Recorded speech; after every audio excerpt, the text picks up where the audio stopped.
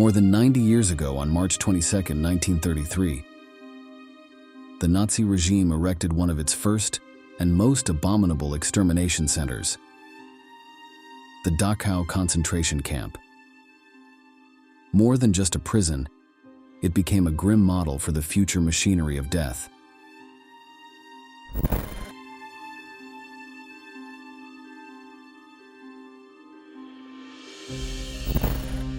Here, the infamous motto Arbeit macht frei, which means work sets you free, ironically greeted prisoners at the entrance. Created just weeks after Adolf Hitler assumed the office of Chancellor, this place of horror was located on the outskirts of the town of Dachau, just 12 miles north of the gleaming Munich, a strategic area for the Nazis. In addition to mass killings, the camp was a grim setting for medical experiments, forced labor, systematic rape, physical and psychological torture, and above all, hunger.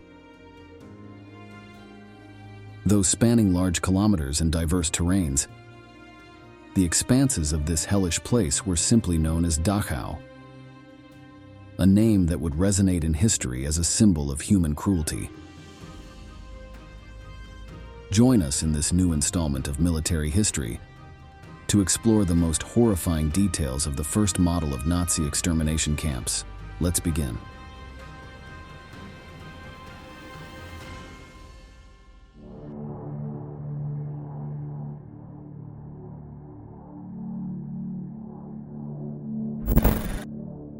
Located on the grounds of a decommissioned ammunition factory near the northeast edge of Dachau, approximately 12 miles northwest of Munich in southern Germany, the camp received its first prisoner transport on March 22, 1933. It initially served as an internment site for opponents of the Nazi regime, primarily communists, social democrats, and trade unionists. Heinrich Himmler, then head of the Munich police and later second in command of the Nazi hierarchy, officially christened it as the first concentration camp for political prisoners, which he claimed would restore calm in Germany. However, over time, the camp's population diversified to include Jehovah's Witnesses, Roma, homosexual men, and individuals categorized as asocial. Originally designed to hold 5,000 prisoners, by the end of the war, overcrowding exceeded its initial capacity by 195,000. In October 1933, under the leadership of Theodor Eicke, the camp adopted a draconian system of regulations, subjecting prisoners to brutal punishments. Eicke's subsequent role as inspector ensured that Dachau served as a model for later camps, also becoming a training center for SS guards deployed throughout the camp network. In early 1937, the SS began construction of an expansive complex of buildings on the original campgrounds. This arduous task began with the demolition of the old ammunition factory, carried out by prisoners in deplorable conditions. Although a gas chamber was built at Dachau alongside the crematorium, it was never used for mass murder.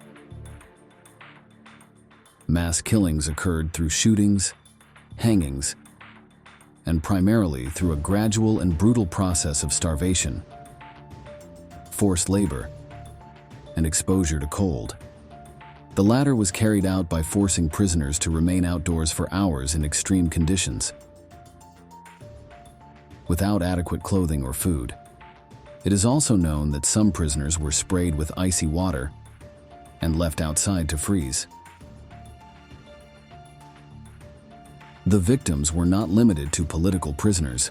Regarding the victims of the final solution, the number of Jewish prisoners in Dachau increased as their persecution intensified.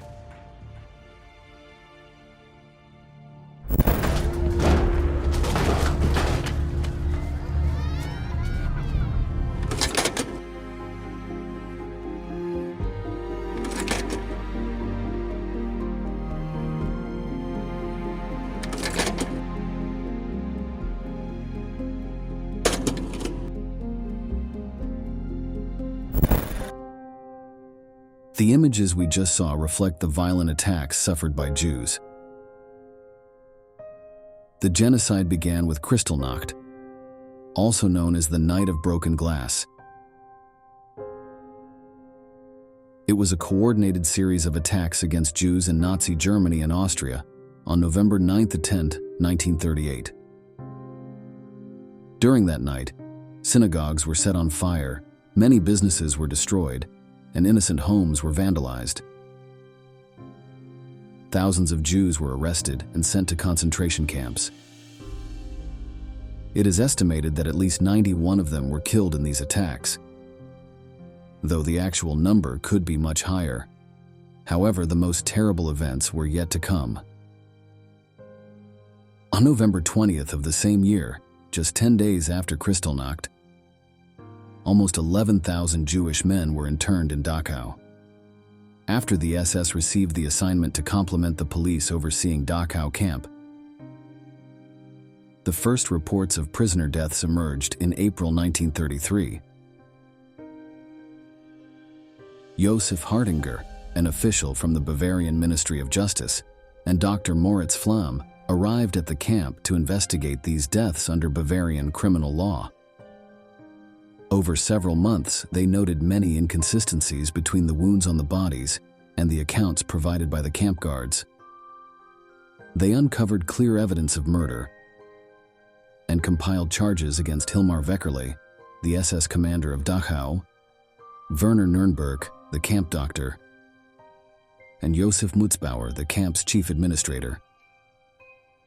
In June 1933, Hartinger presented the case to his superior, Bavarian state prosecutor Karl Wintersberger, who initially supported the investigation but became reluctant to submit the resulting charges to the Ministry of Justice under increasing SS influence. Hartinger narrowed the scope of the case to the 4 clearest instances, which Wintersberger signed off on after notifying Himmler as a courtesy. The killings at Dachau abruptly and temporarily ceased. Weckerle was transferred to Stuttgart and replaced by Theodor Eicke. The center was divided into 2 sections, the camp area and the crematorium area. The camp area consisted of 32 barracks, including one for clergy imprisoned for opposing the Nazi regime and another reserved for medical experiments. The administration was located in the main entrance building. The inhabited zone included a set of support buildings housing the kitchen, laundry, showers, workshops, and a cell block. The courtyard between the prison and the central kitchen was used for summary executions of prisoners. The camp was surrounded by electrified barbed wire, a moat, and a wall with 7 watchtowers. In 1942, the crematorium area was built adjacent to the main camp. When the Allies liberated Dachau, there were still corpses, as you are about to see, completely incinerated in this grim section.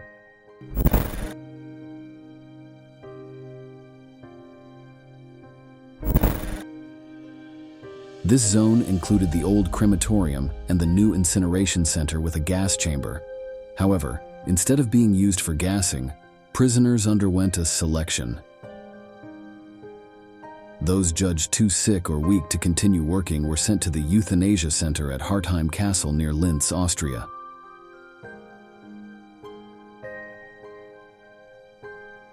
There, over 2,500 prisoners transferred from Dachau were killed in gas chambers. Additionally, mass executions were carried out by shooting, first in the bunker courtyard and later in an SS-designed shooting range.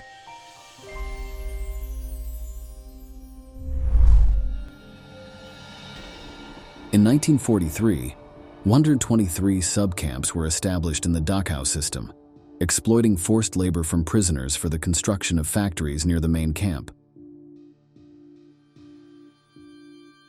11 of these subcamps, named Kaufering, were distinguished by a number at the end of each name. Each had a specific purpose: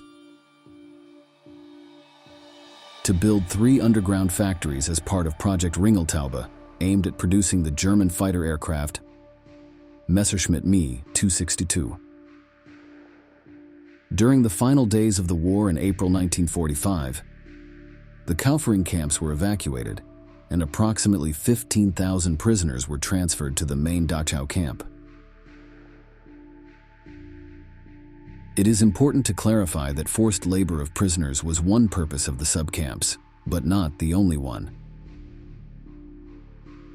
As noted earlier, this center of horror also became a gruesome laboratory, where Nazi doctors and scientists conducted brutal experiments on prisoners, using their lives as currency for their sadistic research. Genia Obuff was one of the survivors who could testify to these practices. Nunca había visto un aparato de rayos X. Tenía buena salud. Nunca había visto esas cosas. Recuerdo muy bien cómo era. Era un aparato de rayos X muy grande, con 2 bastidores. Te ponías entre esos 2 bastidores y con una plancha de madera delante y otra detrás. Since 1942, these men in white coats embarked on a series of unprecedented medical atrocities. One of the horrors carried out was the study of hypothermia and altitude. Prisoners were subjected to extreme cold and high altitudes to simulate conditions that pilots might face in aerial combat. Their endurance was pushed to the limit, resulting in the death of many due to freezing and lack of oxygen. The Nazis also sought ways to convert seawater into a survival source for pilots forced to land in the ocean. Prisoners were forced to drink seawater and ingest various substances in a macabre attempt to purify saltwater. The results were disastrous. Many suffered severe, slow, and painful illnesses that led to death from forced ingestion of toxic substances. Additionally, Nazi doctors studied the effects of freezing on warm-blooded animals and infected Jews with malaria. The original records of these experiments were destroyed by the Nazis to conceal their atrocities. Our knowledge of what occurred comes from the survivors.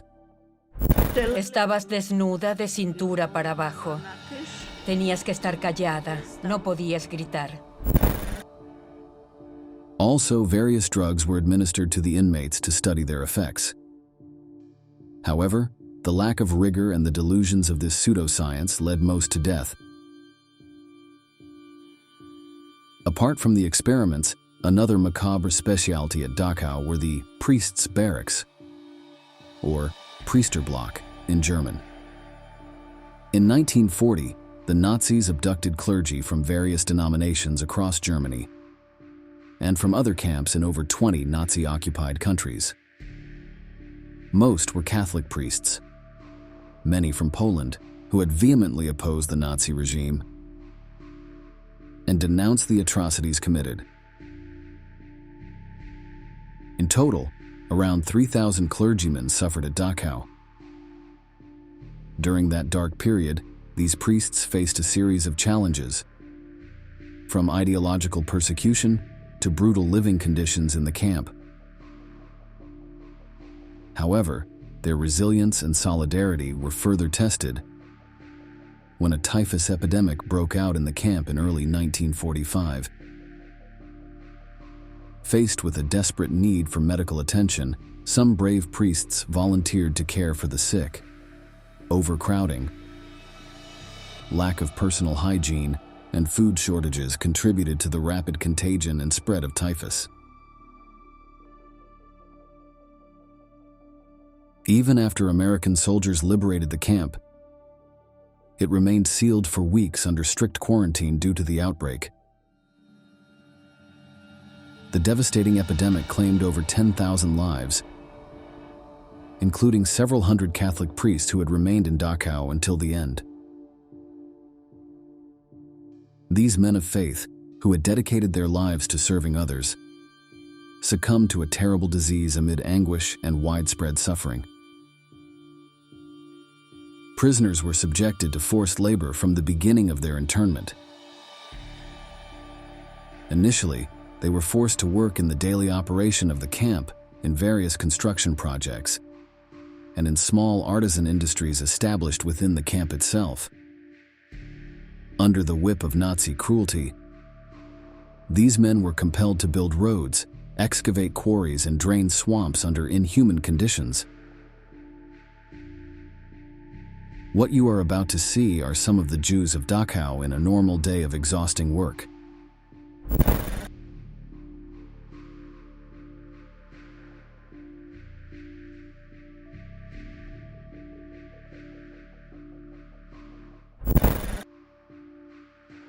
As the war progressed, the use of concentration camp prisoners became crucial for German armaments production.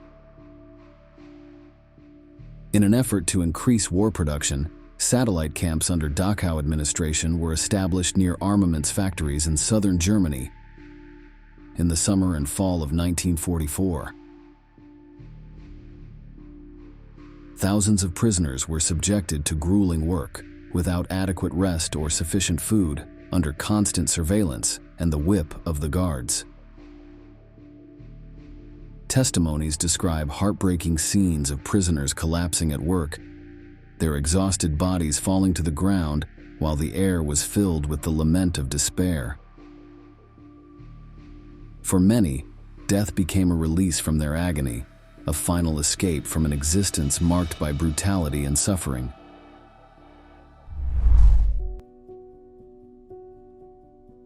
The admission, registration, and interrogation of detainees were steeped in derogatory comments from SS officials. Prisoners were trampled on and beaten during roll call.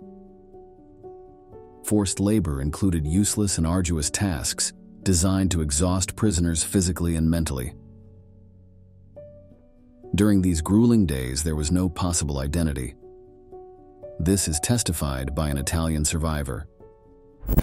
Tu qui sei un numero, non hai nessun diritto, solo doveri. Ricordati che sei un numero. Le parole che si hanno detto appena arrivati dentro il campo. The prisoners' area was highly protected to prevent escapes. A 3-meter-wide no man's land was the first marker of confinement for the prisoners. Entering this zone triggered deadly shots from the watchtowers. Guards would throw prisoners' caps into this area, resulting in the death of those who attempted to retrieve them. The most desperate prisoners witnessing this cruelty exploited the Germans' actions and entered the area to quickly end a life that they felt was no longer worth living.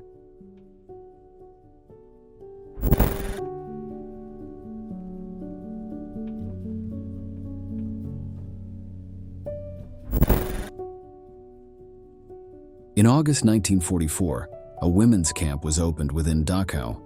The female prisoners, many transferred from the Ravensbrück women's camp, faced constant threats of physical and sexual abuse from guards and other camp officials.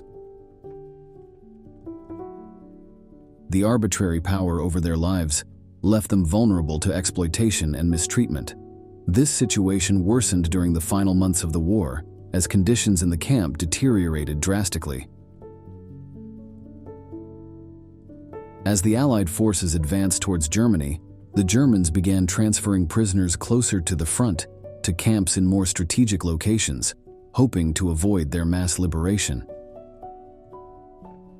Amidst this chaos and desperation, the women in Dachau faced increased violence and oppression from their captors, who became even more brutal in their attempts to maintain control over the prisoners. Transports from evacuated camps continually arrived at Dachau. After days of travel with little or no food or water, prisoners arrived weak and exhausted, often on the brink of death. Due to repeated transfers from the front, the camp was constantly overcrowded and hygiene conditions were inhumane. From late 1944 until the day of liberation, 15,000 people died, about half of all prisoners held in Dachau. Among them, 500 Soviet prisoners of war were executed by shooting. This final period in Dachau was marked by indescribable anguish. Desperation and hopelessness filled the air, while death and agony were constant companions for those trapped in the horror of Dachau. The lack of food, water, and adequate medical attention exacerbated the suffering, while diseases and arbitrary violence claimed lives at an alarming rate. Many parents had to make the heartbreaking decision to sacrifice their food rations to feed their children. Come posso dimenticare il fatto che mio padre si levava il pezzetto di pane per me? È una cosa che è inimmaginabile oggigiorno. The death march from the Dachau concentration camp was a harrowing odyssey that reflected the cruelty and desperation of the Nazi regime in its final days. On April 24, 1945, as American troops approached the camp, the commander and a detachment of guards forced between 6,000 and 7,000 prisoners, already weakened by years of brutality and extreme deprivation, to embark on a 6-day march southwards towards Eurasburg and then eastwards towards Tegernsee. The march was an unimaginable test of physical and mental endurance. The prisoners were barefoot, in tattered clothes, and received barely any food or water. Every step was agony, and those who couldn't keep up were cruelly executed by the guards. Many others succumbed to exhaustion, collapsing to the ground and being trampled by those behind them, or simply left behind to die. Lifeless bodies piled up along the route, a grim trail of death accompanying the survivors on their march into the unknown.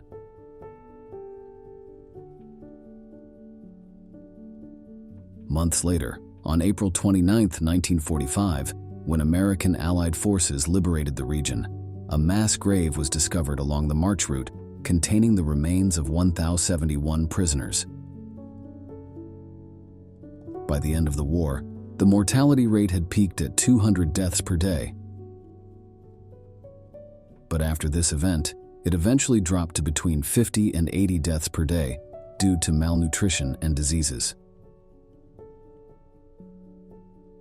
As mentioned, besides direct SS abuse and harsh conditions, epidemics of typhus and famine were brutal. With evacuations from eastern camps like Auschwitz, the number of prisoners at Dachau had steadily increased, leading to overcrowding and a rising death rate.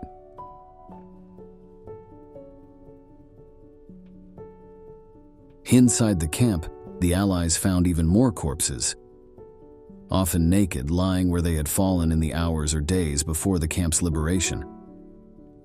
Sometimes the bodies were stacked on top of each other like firewood.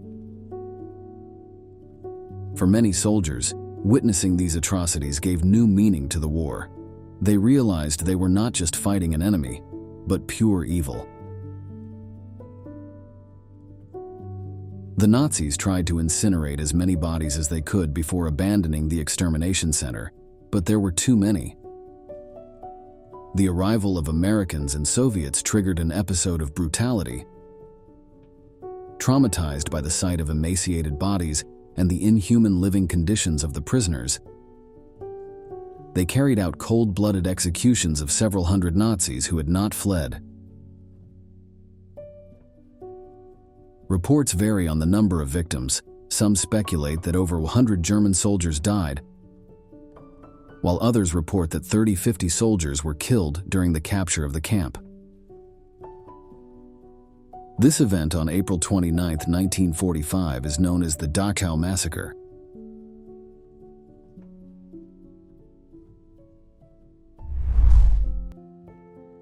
This place symbolized a model of extermination for the industrialization of death on unimaginable scales, which by the end of the war numbered in the millions. Today, the facilities of the complex function as a memorial museum. Between 1996 and 2003, a new exhibition was developed at the museum offering a comprehensive view of the history. focusing on the Dachau camp under the main theme, The Path of the Prisoners. The Memorial Center features 22 distinct areas, of which 21 are open to the public for visitation. The only area closed to the public is the SS camp. That concludes this installment. If you want to learn more about the Jewish Holocaust and World War II, don't forget to subscribe to Military History. Thank you, and until next time.